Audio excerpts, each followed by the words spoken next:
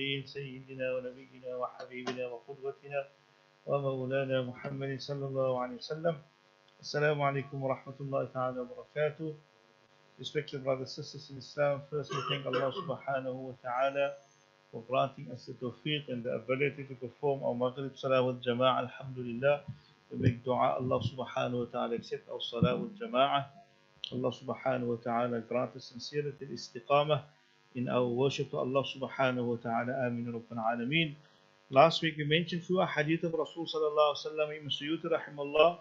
He spoke about the virtue of leaving behind a child that makes dua for the parent. Now Allah elevate the status of the parent in his qabr in Jannah because of the du'as of the child, the forgiveness that he makes for his father and mother.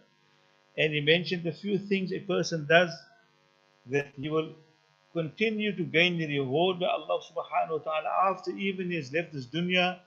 And he mentioned, for example, a person who buys a Quran for someone, a person who builds a masjid, a person who left behind beneficial knowledge, a person who built a well, or a person who built a river, or he planted a tree so people can benefit from its fruits and from the shade.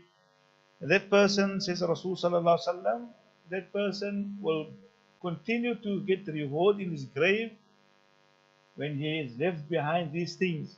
And this evening, Imam Suyuti rahimahullah, he continues and he speaks about the importance of not only seeking istighfar for our parents, but seeking istighfar and making dua for forgiveness in general for our Muslim brothers and sisters who is passed on. And he brings the narration of Anas ibn Malik radiallahu anhu, where Anas ibn Malik mentioned, Ummati ummatun marhumah. That it says that this ummah of Rasul sallallahu alaihi wasallam, it is a ummah that is being shown lots of mercy by Allah. Allah showed this ummah lots of mercy. And it says, تَدْخُلُ قُبُورَهُمْ بِذُنُوبِهَا. They enter the graves with lot of sins. وَتَخْرُجُ مِنْ قُبُورِهَا لَا ذُنُوبَ عَلَيْهَا. And then one day they resurrected and they come out of the grave without any sins. And it says, how is this? How does this happen? He says, because of the istighfar that the mu'mineen, the believing slaves of Allah, make for them. So many times, for example, you find yourself going to the maqbara, you're going to visit a relative or a mother or father or brother or son that passed on. When you make dua, then you say, Allah maghfir li walidayya, or Allah forgive my parents, or Allah forgive my son that is laying here. We shouldn't forget as well that when we make the dua, always make a general dua that, oh Allah, forgive the people of this maqbara as well. All of them laying here, forgive them as well, because the hadith mentioned it. That is how they are forgiven of the sins. And here Imam Suyuti rahimahullah mentioned in the footnote, he says that this refers to the minor sins. It doesn't refer to the major sins of a person, and this doesn't refer to those sins which involves the next person, where he made injustice towards the next person, or he did anything wrong to them. That on the day of Qiyamah, he will have to question for them. But as for the minor sins, Allah will forgive their minor sins when we as the living believers make dua for them. That's why last week we mentioned, Suyuti rahimahullah mentioned the statement that he says that the deceased are more in need of our dua than how the living are in need of food and drink. So we need to continuously make dua for them. And then Imam Suyuti rahimahullah, he carries on and he mentions the hadith where Rasul sallallahu alaihi wasallam says, in inna ummati matat fa'ayyu sadaqatin afdal. He says that Sa'ad bin Ubadah radiallahu anhu came to Rasul sallallahu alaihi wasallam and said, Ya Rasulullah, inna ummi matat, my mother is passed on. فَأَيُّ صَدَقَةٍ أَفْضَلُ. What sadaqah is better for me to spend on a ruh? And then Rasul sallallahu alaihi wasallam says, al-ma', water, meaning to dig a well and donate it and dig the well on her name as sadaqatun jariyah for the people who will benefit from it, and everything that will benefit from it, and everyone who will benefit, whether human or animal, it will be a reward for her in a grave. And then also Rasulullah mentioned, Inna sadaqata la tutfi'u an ahliha harra al-qubur. That indeed when a person makes sadaqah and charity on behalf of the deceased, it removes the difficulty in the grave. If there was any adab or any displeasure of Allah, it removes it from the deceased person.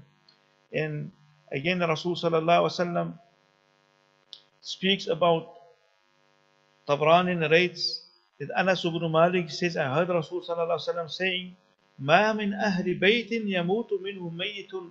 He says, there's no person and no family who lives in a home when someone dies in it, فَيَتَصَدَّقُونَ عَنْهُ بَعْدَ مَوْتِهِ.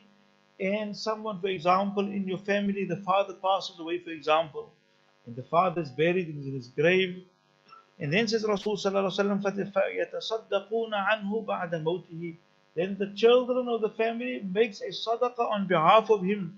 إِلَّا أَهْدَاهَ لَهُ جِبْرِيلُ عَلَى طَبَقٍ مِّن نُورٍ.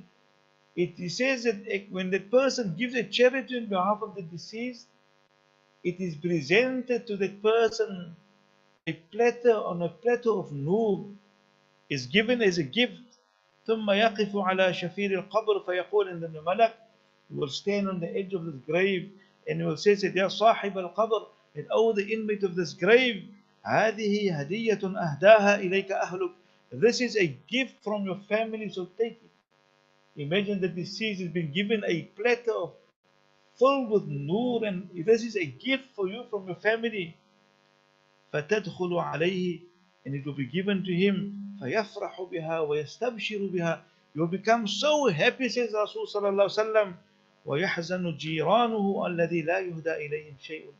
And then not only that, Rasul sallallahu alaihi wasallam mentioned that the jiran, the neighbors of the deceased person, those who are buried on the sides and around him, they will even become sad, or they will become they will feel deprived. Ya Allah, when is our gifts coming? Yes, his gifts coming all the time. His gifts is coming.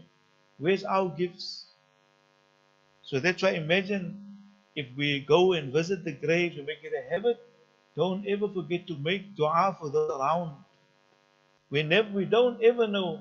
There's one qissa when the ulama always used to tell that one pious person went to the maqbarah, he made dua for his relatives and loved ones, and then before finishing he made dua for the entire maqbarah that is there. And one of the people saw someone who had a reputation in the community for being not a good person, and you saw this person was enjoying himself from the pleasures of Jannah. And so they asked him, what is the reason, Allah? What good deed did you do that Allah forgave you? That you're enjoying? We know what a person you were in this dunya. And he says that such and such a person came to the maqbarah and he made dua for all of us. And because of his du'as, Allah removed all the adab and punishment from us. So when we go to the maqbarah, my beloved brothers, sisters in Islam, let us make it a habit to make dua for our relatives, our loved ones, and for everyone laying in a maqbarah. And if we, by the means that we make sadaqah, even if it's buying a bread, give it to the poor person. Ya Rab, present this as a gift to my beloved father or my mother or my wife or my husband, and it will be presented as a gift for them. A gift, a platter of nur, as Rasul sallallahu alaihi wasallam explained. So we ask Allah subhanahu wa ta'ala to give us a tawfiq and understanding. Wa akhiru da'wan alhamdulillahi wa